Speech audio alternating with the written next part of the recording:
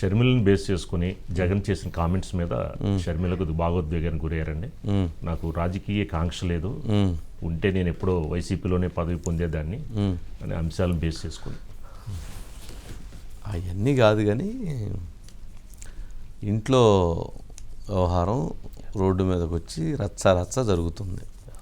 రచ్చ అంటే జనరల్గా మన దగ్గర ఏంటంటే గ్రామాల్లో బాగా కొంచెం ఇదైతే తిట్టుకుని ఉంటారు బయటకు వచ్చి. ఇక్కడ అలా కాదు, మైకులు పెట్టి రోడ్డు మీదకి వచ్చి మీడియా ముందు నుంచొని చక్కగా ఎవరి స్థాయిలో వారు మైకి తీసుకొని తిట్టుకుంటున్నారు. తిట్టుకోవటం కూడా మీరు మమ్మల్ని చంపాలనుకున్నారు, లేదా మీరు మా వాళ్ళని చంపారు, లేదా మేము చంపలేదు, మీరే చంపుకున్నారని ఇట్లా. అసలు నిజంగా ఈ రాష్ట్ర చరిత్రలో ఎప్పుడు ఎట్లా జరగలే, దేశ చరిత్రలో కూడా ఎట్లాంటిది లేదు. కానీ అందరూ మళ్ళీ చాలా వైట్ కాలర్గా, చాలా అసలు అదేదో గొప్ప సంస్కారవంతమైనటువంటి మాటలు, గొప్ప సమాజానికి హితవు చేసేటువంటి వ్యక్తుల్లాగా మళ్ళీ మాట్లాడుతున్నారు. చూస్తున్నాం కదా. వైఎస్ఆర్ లెగసీని కించపరిచారు. వైఎస్ఆర్ లెగసీ అని పక్కన పెట్టండి, రాజశేఖర రెడ్డి గారి లెగసీ. రాజశేఖర రెడ్డి గారు ఒక 6 సంవత్సరాలు ముఖ్యమంత్రిగా చేశారు. ఆయనతోనే అయిపోయింది. రాజశేఖర రెడ్డి గారు 6 సంవత్సరాలు ముఖ్యమంత్రిగా చేశారు. దాదాపు ఈ 70 సంవత్సరాలు ఎంతమంది ముఖ్యమంత్రులుగా చేశారు? ఎవరు చేయలేదు, చేశారు. కాకపోతే ఏంటంటే అక్కడ ఆయన చేసినటువంటి దాంట్లో ఆయన పెట్టినటువంటి 2-3 స్కీమ్స్ హిట్ అయినాయి. ఆ పేరు పెట్టుకొని చాలామంది ఆ రాజకీయాన్ని నడపాలనేటువంటి ప్రయత్నంలో ముందుకు వచ్చారు.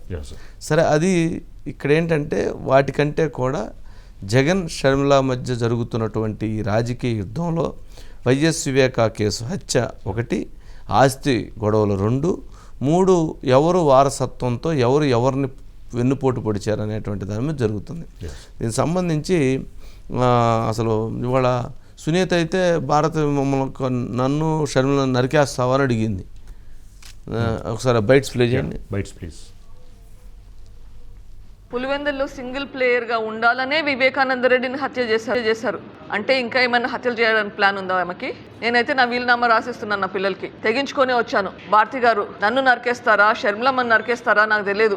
సింగిల్ ప్లేయర్గా ఉండాలంటే అదొకటే పాసిబిలిటీ. అగైన్ ఈ హత్య జరిగింది ఆ ఒక్క కారణం గురించి. సింగిల్ ప్లేయర్ ఉండాలా అవినాష్ అని చెప్పి వివేకానంద రెడ్డి అవినాష్కి ఎప్పుడైనా ప్రాబ్లం క్రియేట్ చేస్తాడు. వివేకానంద రెడ్డి జగన్మోహన్ రెడ్డిని ఎదిరించి మాట్లాడగలిగే సత్తా ఉంది అన్న భయంతో ఈ హత్య జరిగింది. మళ్ళీ అదే మాట అంటున్నారంటే ఇంకొక ప్లాన్ ఉన్నట్లుగానే ఉంది. నాకు ఎప్పుడైనా ఏమైనా కావచ్చు, మా ఆయనకు ఎప్పుడైనా ఏమైనా కావచ్చు, మేము ఆ ప్రొటెక్షన్ తీసుకోవాల్సిందే. నాకైతే లోకల్ పోలీస్ దగ్గర నుంచి అయితే స్ట్రిక్ట్ ఇన్స్ట్రక్షన్స్ వచ్చింది. నా మూమెంట్స్ అన్ని వాళ్ళు ఖచ్చితంగా ఎప్పుడు ఇన్ఫామ్ చేస్తూ ఉండాలి అని చెప్పేసి సీరియస్గా ఇన్స్ట్రక్షన్స్ ఇచ్చారు. వద్దు అన్నా కానీ లేదు పెట్టుకోవాలి అని చెప్పారు. వాళ్ళకి ఏదైనా ఇంటెలిజెన్స్ ఉంటే మాకు చెప్పండి అంటే దానికైతే ఆన్సర్ చెప్పట్లేదు. ఓన్లీ థింగ్ ఇస్ మీరు సెక్యూరిటీ అయితే పెట్టుకోండి అని అయితే చెప్పారు. అమ్మా, నేను పాలిటిక్స్ లోకి రావాలి అన్న కోరిక నాకు కాదు, కానీ మిగతా అందరికి చాలా మందికి ఉంది. ఈ పాప పాలిటిక్స్ లో షైన్ అవుతుంది, ఈ పాప నీకు బలం అవుతుంది, ఈ పాప పార్టీకి మంచిది అవుతుంది అన్న ఒపీనియన్ జగన్మోహన్ రెడ్డి గారికి 100ల సంఖ్యలో చేస్తుంటారు. అమ్మ కూడా చేసింది. అమ్మకు కూడా జగన్మోహన్ రెడ్డి గారు నన్ను ఎంపీని చేస్తాను అని మాటిచ్చారు. తర్వాత అమ్మ అడుగుతూ వచ్చింది తప్ప ఎంపీని చెయ్యి అని నేను ఒక్క రోజు కూడా జగన్మోహన్ రెడ్డి గారిని నాకు ఈ పదవి ఇమ్మనని గాని, నాకు ఈ పోస్ట్ ఇ అని గాని నేను ఒక్క రోజు కూడా నా నోరు తెరిచి అడిగిన పాపాన పోలేదు. ఎందుకంటే నాకు తెలుసు ఆయనకి ఇష్టం లేదు అని. ఏదైనా అన్నకి ఇష్టం లేదులే, అన్న వదిలేద్దాంలే, అన్న అడిగాడు చేద్దాంలే, అన్న కోసంలే, అన్న అని పిచ్చి పట్టిన దాని మాదిరి నేను చేశాను. దానికి ఈరోజు అనుభవిస్తున్నా.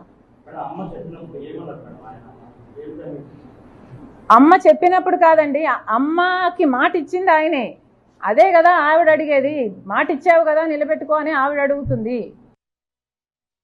చంద్రబాబును గెలిపించడం కోసం, మన ఓట్లను చీల్చడం కోసం ఈరోజు కాంగ్రెస్ పార్టీ ఆంధ్ర రాష్ట్రంలో రంగప్రవేశం చేసింది అని అంటే చంద్రబాబు రాజకీయాలు ఎలా ఉన్నాయని ఒక్కసారి గమనించమని అడుగుతా ఉన్నా. ఇదే చంద్రబాబు మనిషి రేవంత్ రెడ్డి. ఇదే రేవంత్ రెడ్డి కాంగ్రెస్ పార్టీకి సంబంధించిన ముఖ్యమంత్రి తెలంగాణ. ఒకవైపున పట్టపగలు బీజేపీతో కాపురం చేస్తాడు, రాత్రిపూట కాంగ్రెస్తో కాపురం చేస్తాడు ఈ పెద్ద మనిషి చంద్రబాబు. ఆలోచన చేయమని అడుగుతా ఉన్నా. ఈరోజు రాజకీయాలు ఎంతగా దిగజారిపోయాయి అని చెప్పి. నాన్నగారు బ్రతికున్నప్పుడు నాన్నగారు ఎవరితో అయితే విభేదించాడో, నాన్నగారు ఎవరితో అయితే యుద్ధం చేశాడో, ఇవాళ వైఎస్ఆర్ వారసులను చెప్పుకుంటున్న వాళ్ళు అదే చంద్రబాబుతోనూ ఈరోజు చెత్తా పట్టాలు వేసుకొని ఈరోజు వాళ్ళను గెలిపించడం కోసం మన ఓట్లను విడగొట్టాలని చెప్పి ప్రయత్నం చేస్తూ ఉన్నారంటే ఇంతకన్నా హేయమైన రాజకీయాలు రాష్ట్ర చరిత్రలో ఎప్పుడైనా ఉంటాయా అన్నది ఆలోచన చేయమని అడుగుతా ఉన్నా.